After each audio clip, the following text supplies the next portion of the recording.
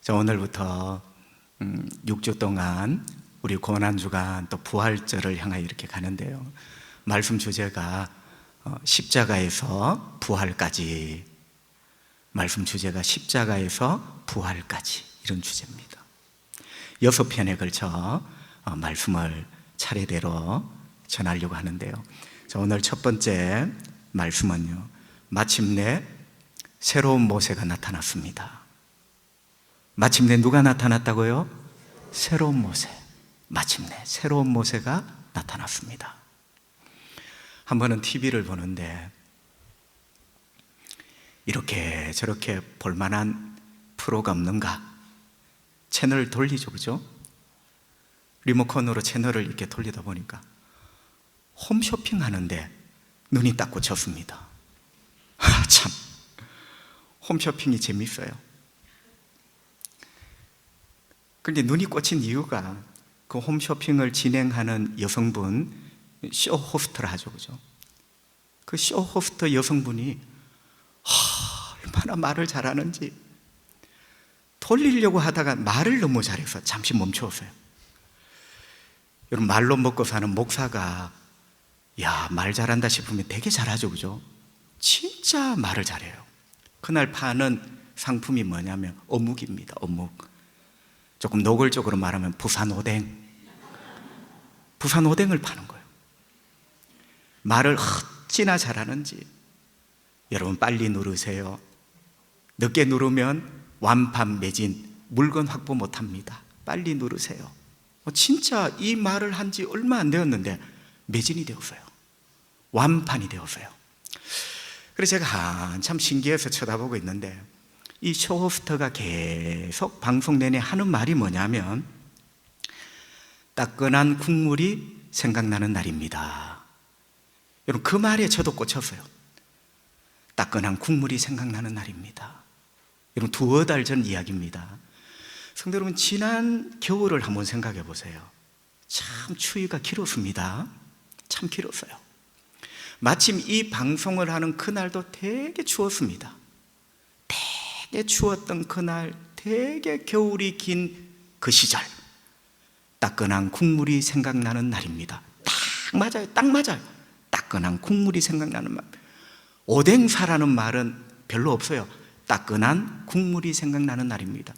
거꾸로 이야기를 한 거예요. 따끈한 국물이 생각나는 날입니다.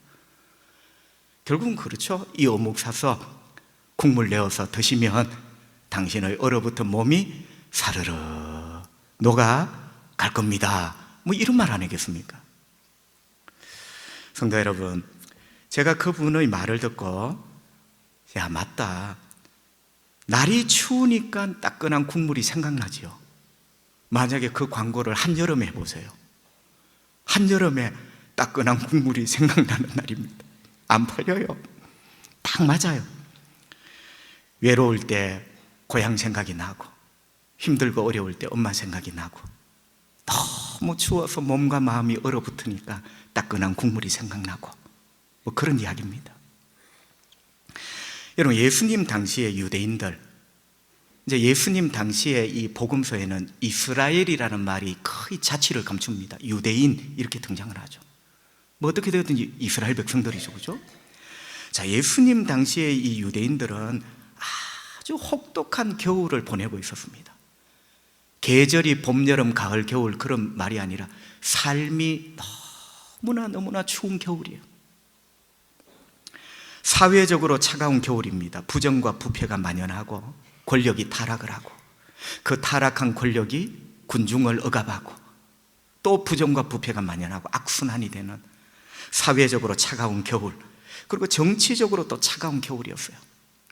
로마에 의해서 나라를 빼앗겼어요.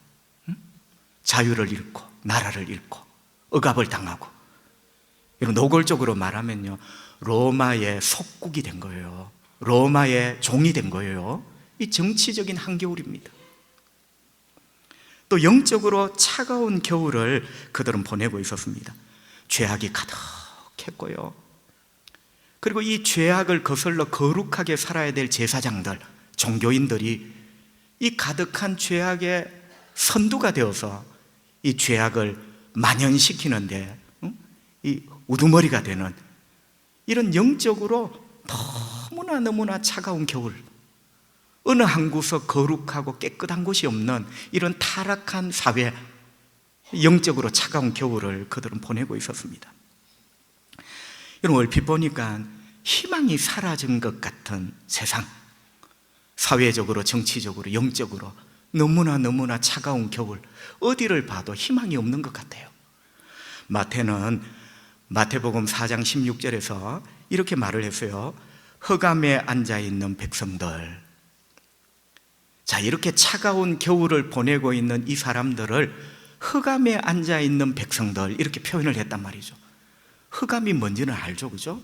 다크니스, 한 줄기 빛이라고는 없는 어둠 그 자체, 흑암에 앉아있는, 왜 앉아있을까요? 그 흑암에 붙잡혀 꼼짝을 못하는 거죠.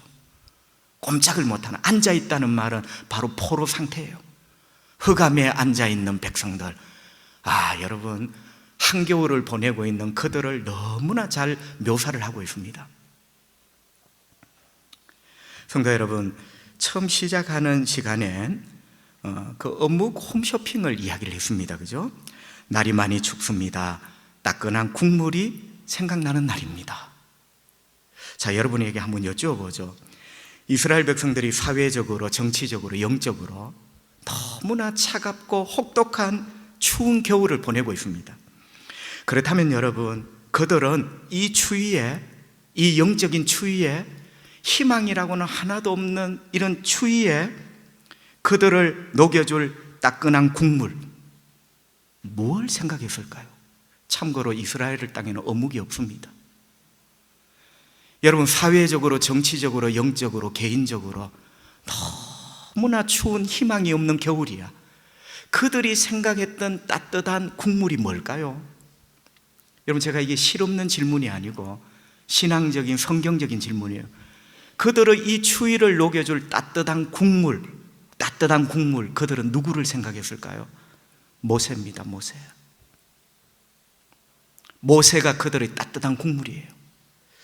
여러분, 왜 그러냐면요, 이스라엘의 역사에서 가장 혹독하게 추운 겨울이 언제였습니까?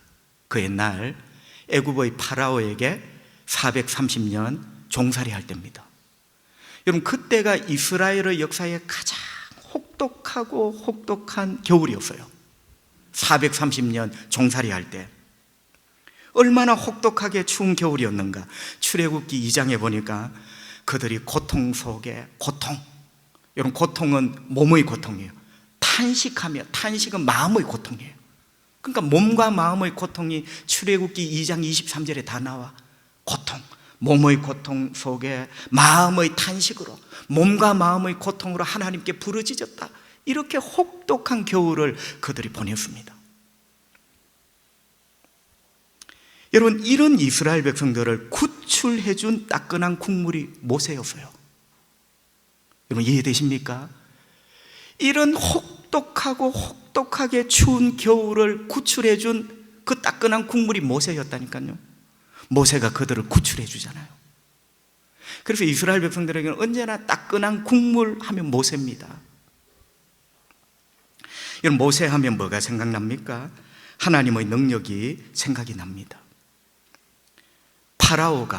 파라오의 뜻은 태양신의 아들, 이런 뜻이에요.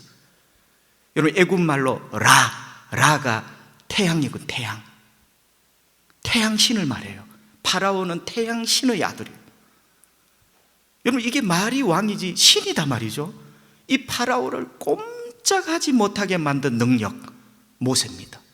물론 그 능력은 하나님의 능력이지만 하나님께서 모세를 통하여 그 능력을 베풀어 주신 거죠. 또 모세 하면 뭐가 생각납니까?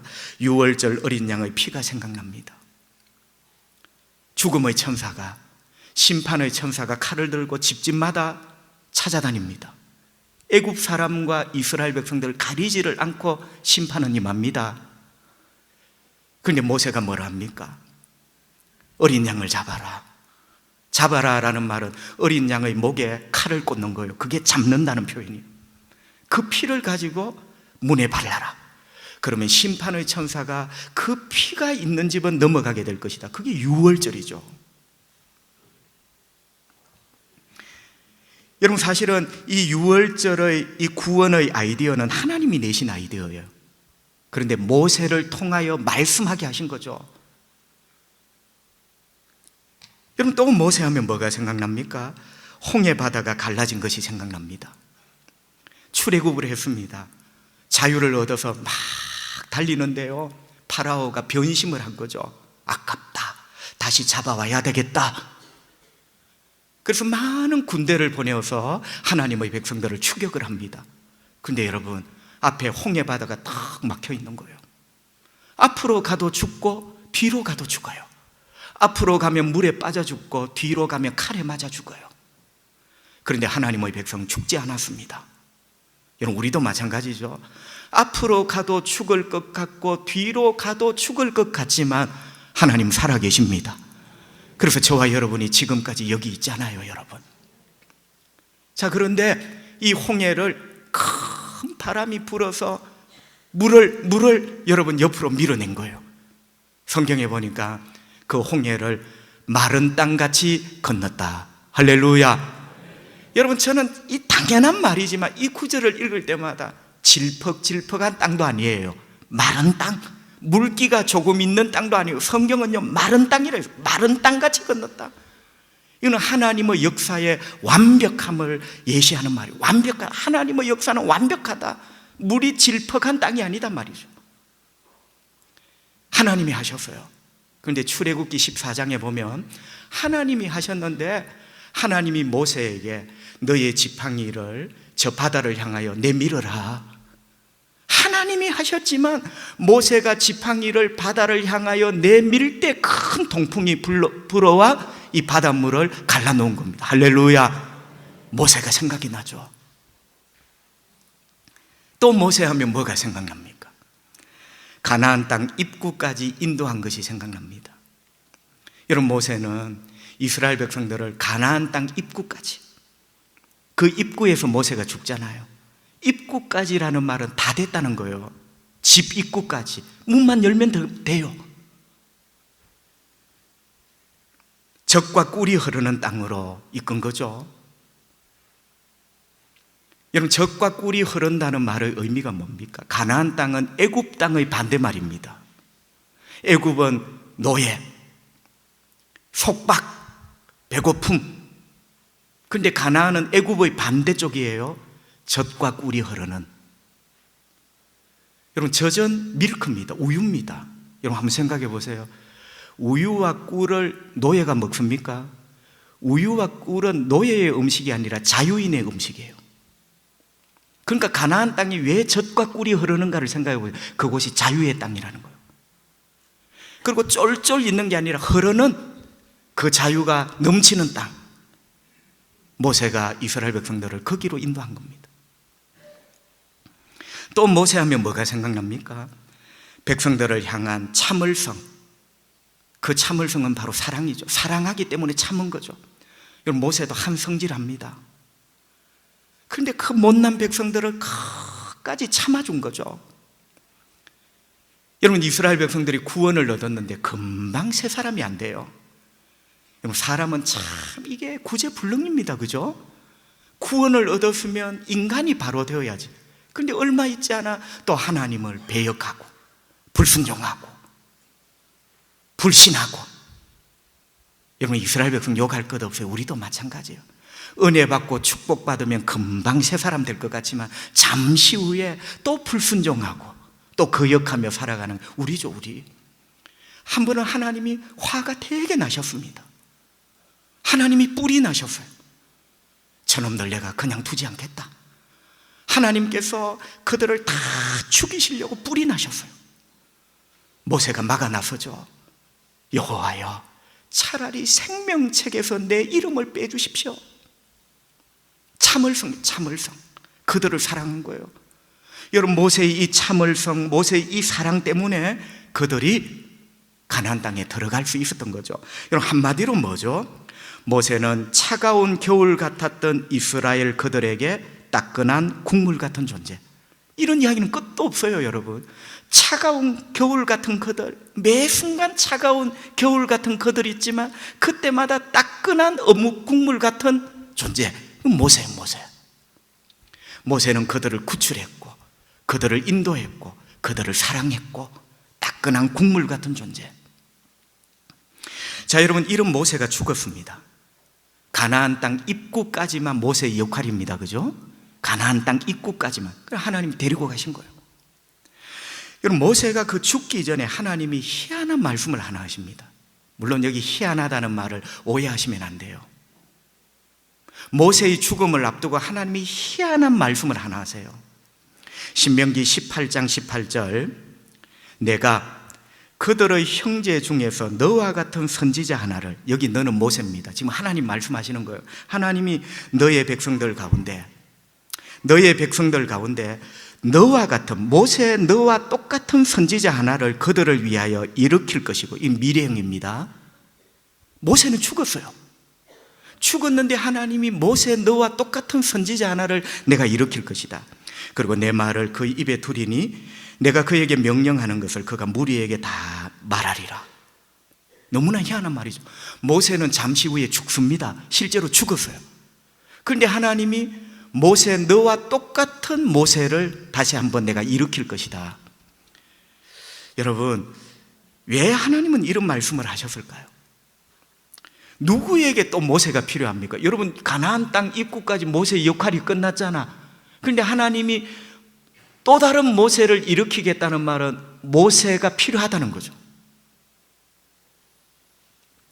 여러분, 이런 이야기입니다. 훗날 이스라엘 백성들이 하나님을 거역하고 죄악에 빠져서 타락하고 가나안 땅에서 쫓겨납니다. 그게 바벨론 포로죠. 여러분, 이게 단순한 바벨론 포로가 아니라 사실 우리 이야기거든요. 하나님의 은혜와 축복 가운데 살아가지만 하나님께 불순종하고 하나님 앞에 죄를 짓고 결국 천국에서 쫓겨나죠. 우리가 에덴 동산에서 쫓겨나죠. 결국 우리 이야기거든요. 이런 우리에게 새로운 모세가 필요하다. 여러분, 결국 죄인을 구출해줄, 죄인을 그 죄에서 구출해줄 구세주가 필요하다. 그래서 하나님은 그 구세주의 이름을 신명기에서는 싹 감춥니다. 새로운 모세, 이렇게 말씀을 하신 거예요. 여러분, 우리 모두는 죄인입니다. 죄는 죽음을 불러옵니다. 죄는 하나님의 진노를 불러옵니다. 마음껏 지어보세요. 하나님의 진노는 피할 길이 없어요. 결국 또 그 죄는 형벌을 가져옵니다. 그 죄에 대한 마지막 형벌이 지옥이죠. 옥입니다. 옥, 지옥. 그럼 죄에 대한 형벌이 지옥이단 말이죠. 여러분, 어쩌면요, 우리가 죄인이라는 말은 가장 차갑고 혹독한 인간의 실존적 겨울입니다. 여러분은 지금 돈이 없어도 겨울입니다. 돈 없는 서러움 알아요. 저도. 어떤 분은 배가 고픈 서러움 알아요. 저도.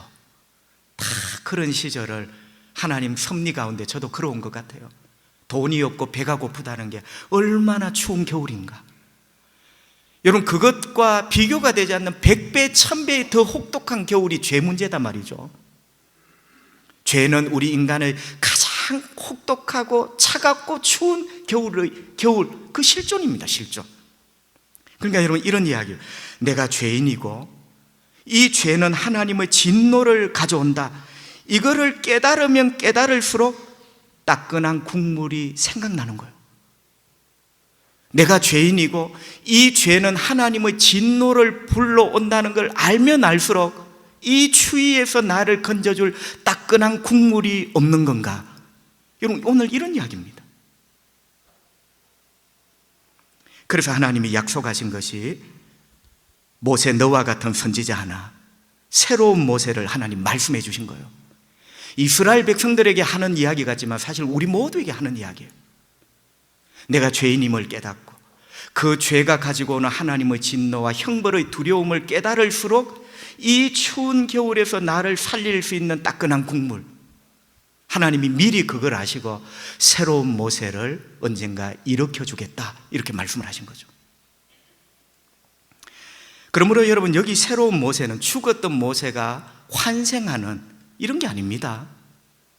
마치 이교에서 나오는 환생, 어떤 캡슐 속에 모세의 몸이 냉동이 되었는데 다시 사는 이런 의미가 아니고 새로운 모세, 그 죽은 모세는 죽은 모세고 새로운 모세, 인간을 죄에서 구출할 구세주라는 말이죠. 이해되시면 아멘. 하나님이 약속을 하신 거예요. 새로운 모세를 너희들에게 보내주겠다. 그래서 여러분, 신실한 백성은 이 새로운 모세를 고대한 거죠. 여러분 한번 보세요. 죄는 나를 힘들게 합니다. 옛날에 돌아가신 우리 초량교회 한 분 장로님, 목사님 나 빨리 갈랍니다. 하나님 앞에 내가 숨 쉬고 1시간이라도 더 살아있는 게 죄 짓는 것뿐입니다. 나 빨리 갈랍니다. 아버지께. 나 이해가 되었어요. 그분이 뭐 못된 인간이라 이해가 된 게 아니고, 여러분 우리가 죄를 깨닫고 내가 죄인임을 깨닫고 그 죄가 불러오는 하나님의 진노와 형벌을 깨달을 때 고대하게 되죠.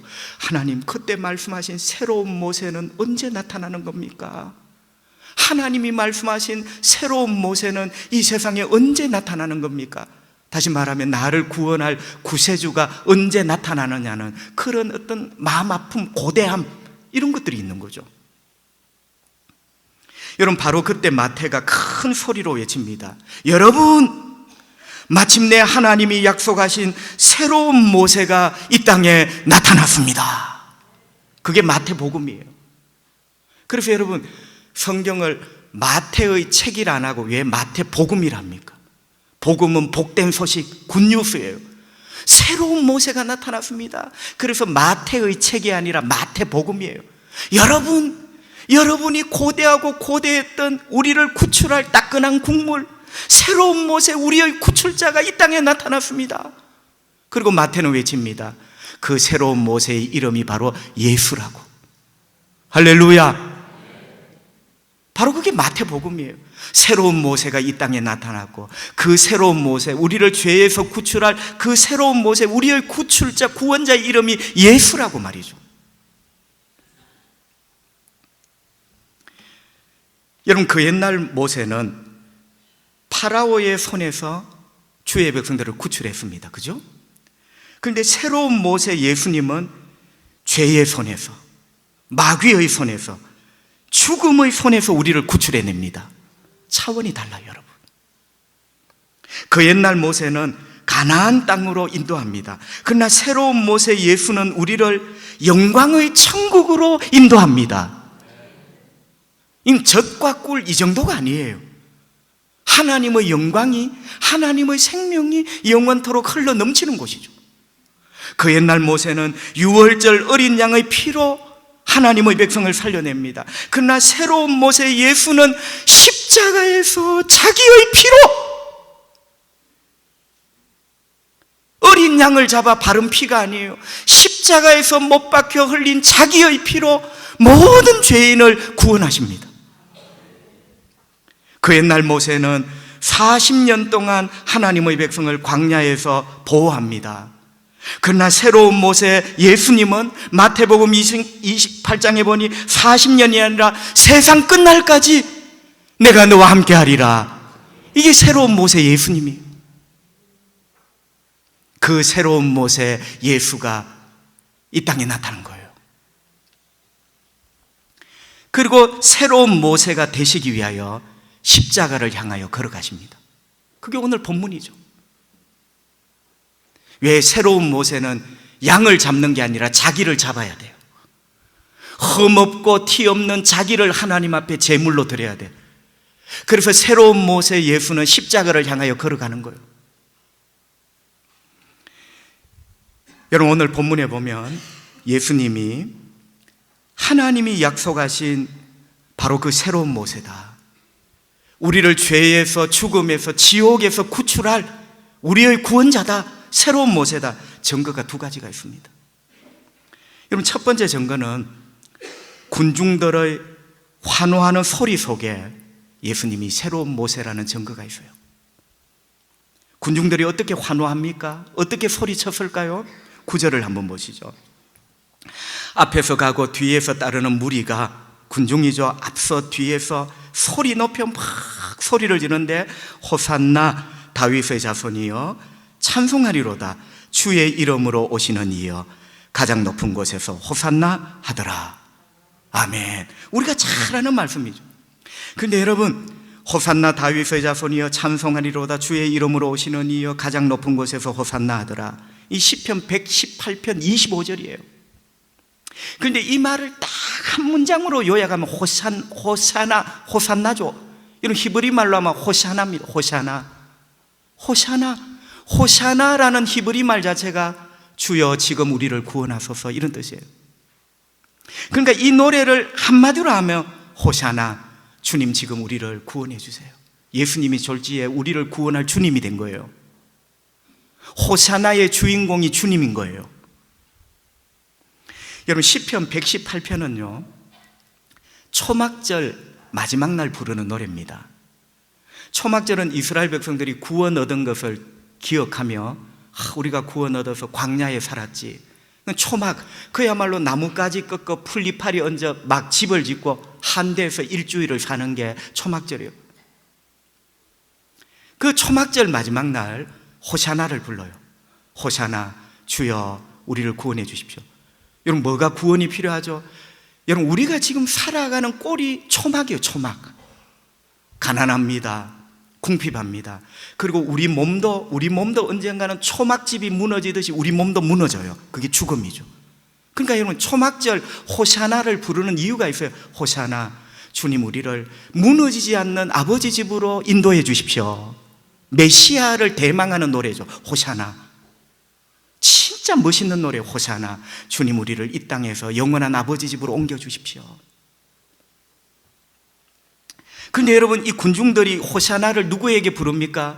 이 호샤나는 여러분 왕이나 장군 앞에 부르면 안 돼요. 이 호샤나는 반드시 메시아, 이 땅에 낡아진 이 초막에서 영원한 아버지 집으로 옮겨질 그 새로운 모세에게 불려져야 될 노래예요. 예수님께 호샤나를 부르는 거예요. 예수님이 누구죠? 새로운 모세인 거죠. 예수님 당신이 우리를 구출할 새로운 모세, 바로 우리의 구주시군요. 그래서 군중들은 예수님께 호샤나 이 찬양을 드렸던 거예요. 여러분, 그렇습니다. 예수님은 기독교를 만든 종교적 영웅으로 이 땅에 오신 것이 아니라 우리를 죄와 사망과 지옥에서 구출하여 천국으로 인도할 새로운 모세, 우리의 구세주로 이 땅에 오신 줄 믿습니다. 그게 호샤나의 의미죠. 두 번째, 예수님이 하나님이 약속하신 새로운 모세, 우리의 구원자라는 증거가 어디 있죠? 예수님이 타신 나귀가 증거를 하고 있습니다. 여러분, 예수님은 십자가를 지시기 위하여 예루살렘에 들어오십니다. 거듭거듭 말하지만 그 옛날 모세는 양을 잡아 양의 피로 백성들을 살리지만 예수님 당신은 당신의 피로 죄인들을 살리세요.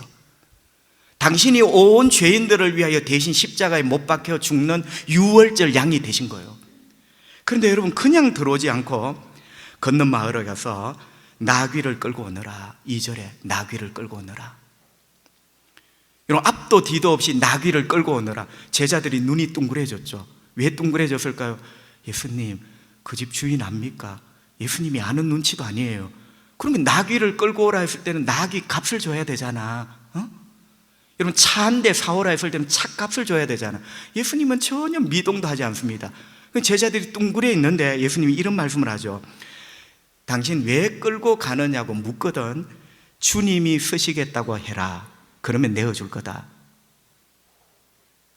여러분, 졸지에 예수가 누구가 됩니까? 주님이 되는 거예요. 예수님은 내가 쓰겠다고 해라 말하지 않습니다. 주님이 쓰시겠다 해라. 그러면 주인이 내어줄 거다. 예수님이 바로 우리를 구원할 주님이 되신 거예요. 여러분, 성경에 보니까 나귀 주인도 아무 말을 하지 않고 나귀를 내어주죠. 그러니까 나귀 주인도 뭔가를 알고 있는 거죠. 나귀와 주님과의 관계를 알고 있는 거예요. 여러분, 나귀 주인도 분명히 이스라엘 사람입니다. 나귀와 메시아, 새로운 모세는 분명히 어떤 연관이 있어요. 그래서 주님, 새로운 모세가 타시겠다고 하니까 두 말 없이 내준 거예요. 그래서 예수님이 나귀를 타고 입성을 하신 거죠. 걸어서 오시면 안 됩니까? 됩니다. 나귀를 타셨어요.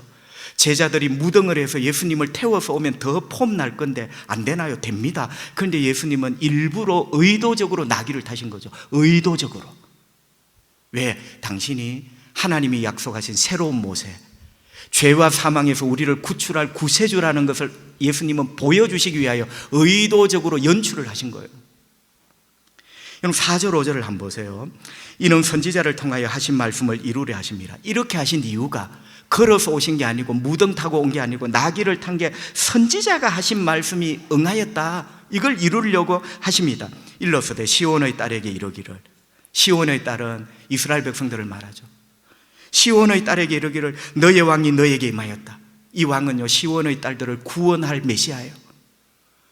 시온의 딸들아, 너를 구원할 왕이 너에게 임하였다. 임하는데 그는 겸손하여 나귀 곧 멍에 매는 짐승의 새끼를 탔도다 하라 하였다. 여러분 이게 스가랴 선지자가 스가랴 9장 9절에 예언한 말씀이에요. 시온의 딸들을 구원할 메시아, 그 시온의 딸들을 구원할 메시아 새로운 모세가 올 때는 나귀를 타고 올 것이다. 예수님이 겸손하시잖아요. 하나님의 아들이시면서 십자가에 못 박힐 만큼 겸손하시잖아요. 그 겸손을 잘 보여주는 짐승이 나귀예요.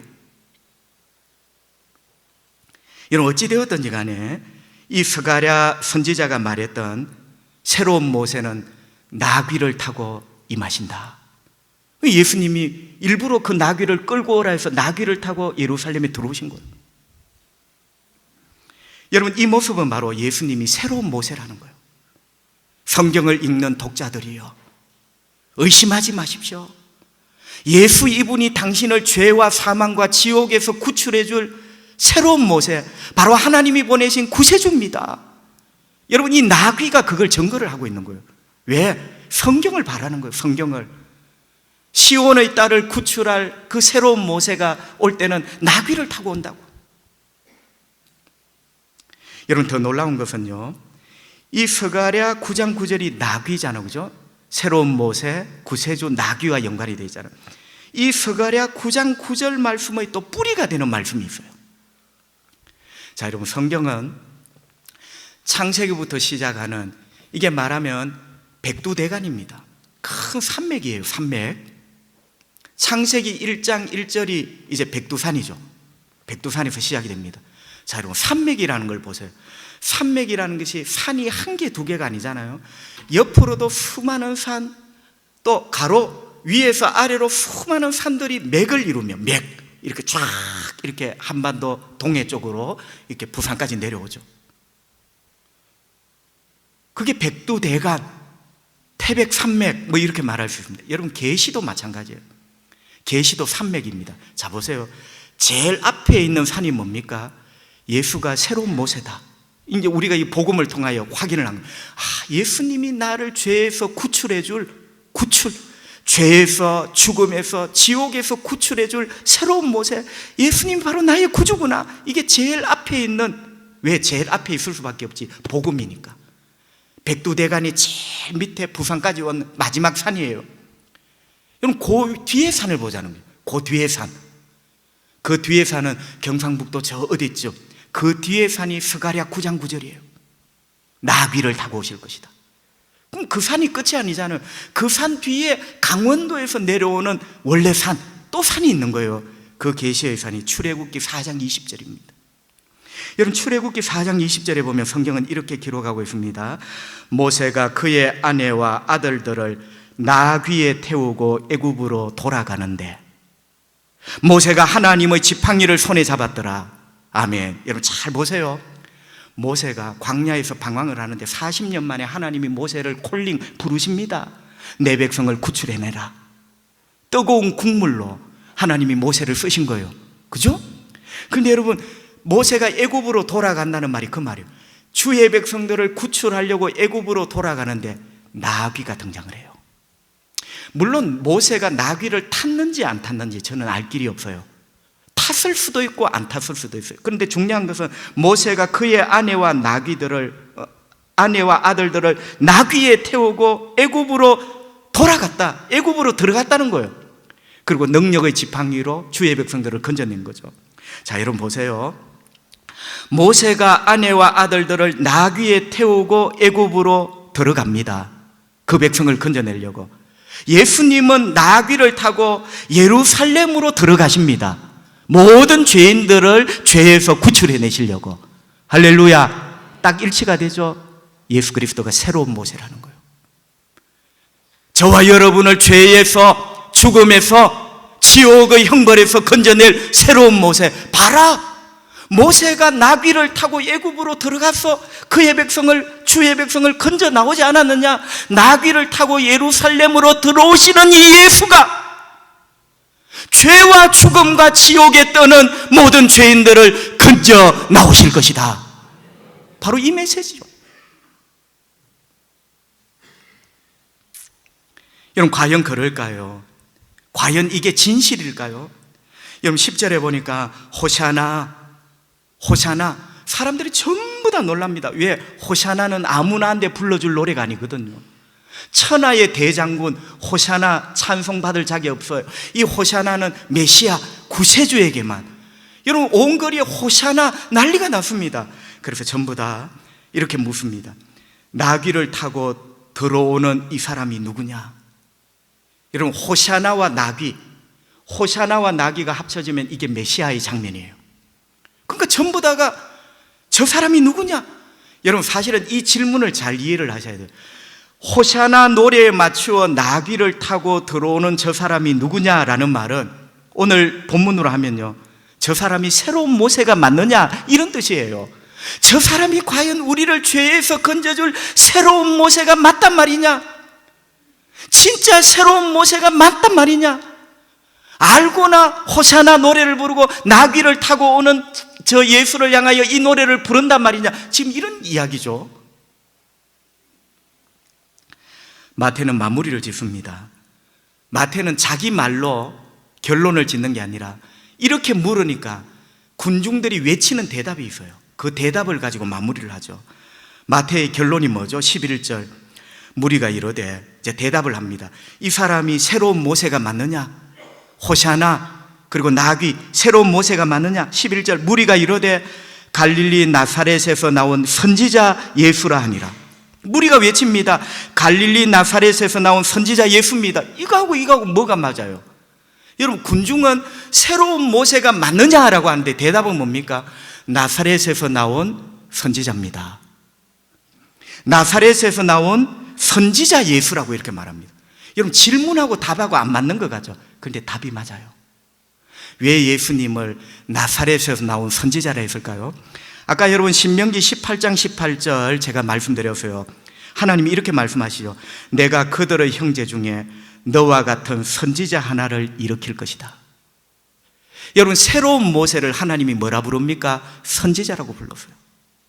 그래서 나사렛에서 나온 선지자 예수라는 말은 맞습니다. 이 예수가 바로 새로운 예수 맞습니다. 할렐루야. 성경을 보십시오. 너를 위하여 모세, 새로운 모세, 선지자 모세를 일으킬 것이다. 이분이 바로 나사렛에서 나온 새로운 선지자, 새로운 모세, 바로 예수입니다.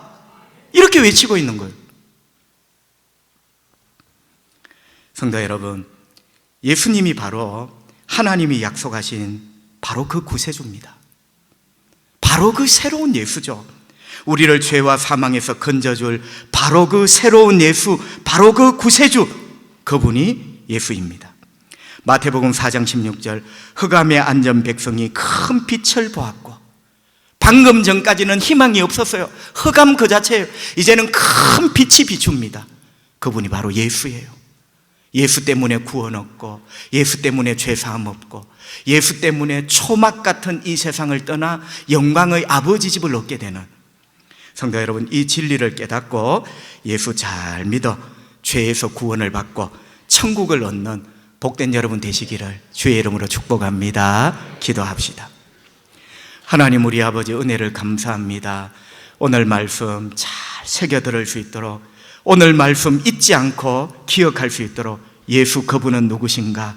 기독교의 창시자가 아니라 우리 삶의 도덕적인 모범되는 선생이 아니라 새로운 모세, 우리를 죄에서 구출할 새로운 모세, 우리를 죽음에서 구출할 새로운 모세, 우리를 영원한 지옥에서 건져낼 새로운 모세, 나의 구주 예수 그리스도. 하나님 아버지, 오늘 마태가 외친 이 복음을 통하여 예수 그리스도가 새로운 모세가 나타났다는 걸 분명히 우리는 깨닫게 되었습니다. 이 예수님 잘 믿고 이제 우리의 삶이 흑암이 아니라 빛이 되게 하시고 이제 우리의 삶이 그늘이 아니라 빛이 되게 하여 주시기를 원합니다. 예수 때문에 모든 흑암이 물러가게 하시고 예수 때문에 모든 그늘이 거쳐지게 하시고 내 삶에, 내 몸에, 내 영혼에 예수님의 큰 빛이 비치는 놀라운 은혜가 있기를 원합니다. 나귀를 타고 호시아나 찬양을 받으시며 입성하신 새로운 모세 주 예수 그리스도를 찬양합니다. 예수님 거룩하신 이름으로 기도하옵나이다. 아멘.